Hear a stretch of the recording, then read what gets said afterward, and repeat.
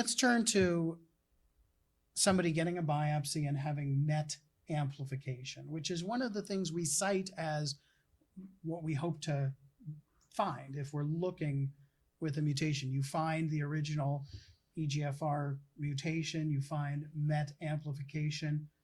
What do you do with that, particularly if you're out in a place where clinical trials aren't available?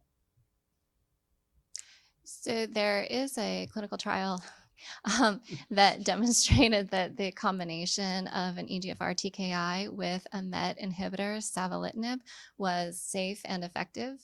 And right now, that is not an FDA-approved drug. However, crizotinib, which is an FDA-approved drug, is available. And so one could combine, in an off-label way, crizotinib with Tagrisso. Mm-hmm. I think we have to be careful, though.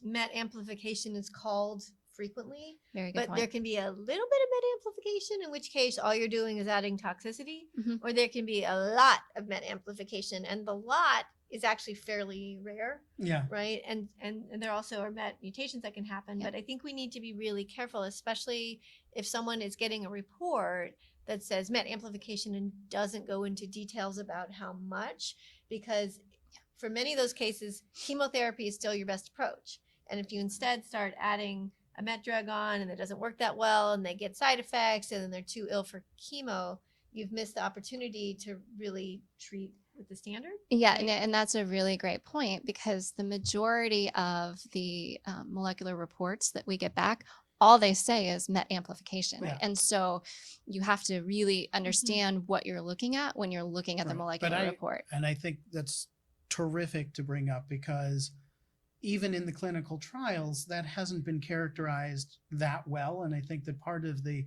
variability in the outcomes with these MET trials is that they've had pretty heterogeneous eligibility requirements. And if you're enrolling patients with high levels of amplification or mutations or both, you're potentially diluting the results in a well-selected population with the patients who are just not likely to benefit.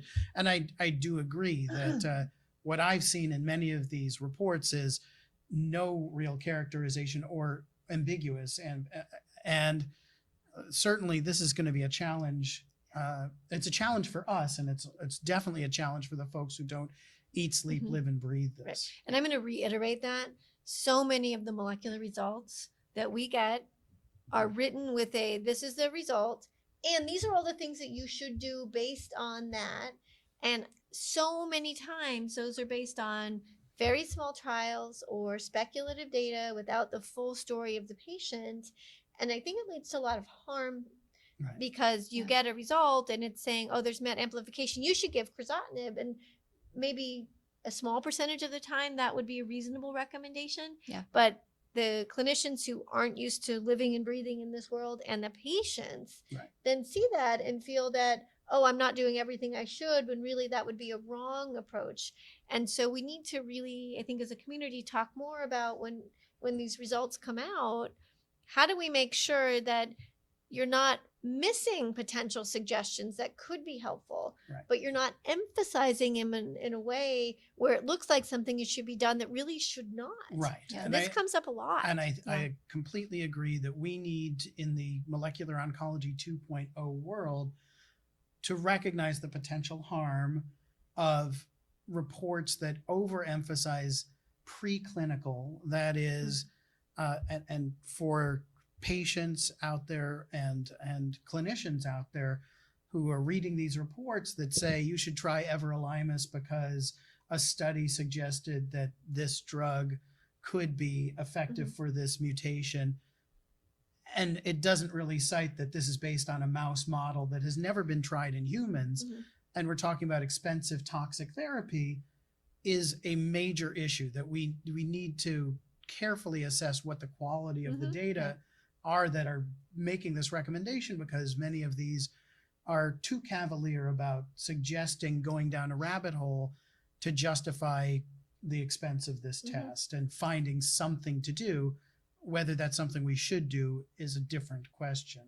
And the other thing being that we're choosing maybe between that and something that is less glamorous because it's not targeted, but Mhm. has evidence to support it. I mean, chemotherapy has delivered a survival benefit we've honed over decades, and it's not miraculous, but it's meaningful, and Mhm. it's nothing that we should give up easily in favor of chasing down, something that Right. is not going to materialize. Right. And I have a number of patients right now who are on like fourth, fifth line treatment who had been progressing through targeted treatment who are now back on chemo with beautiful responses. Right. So we Yep. really, you can't, just because it's not the sexiest thing doesn't mean it's not going to be effective, and that doesn't show up on their reports.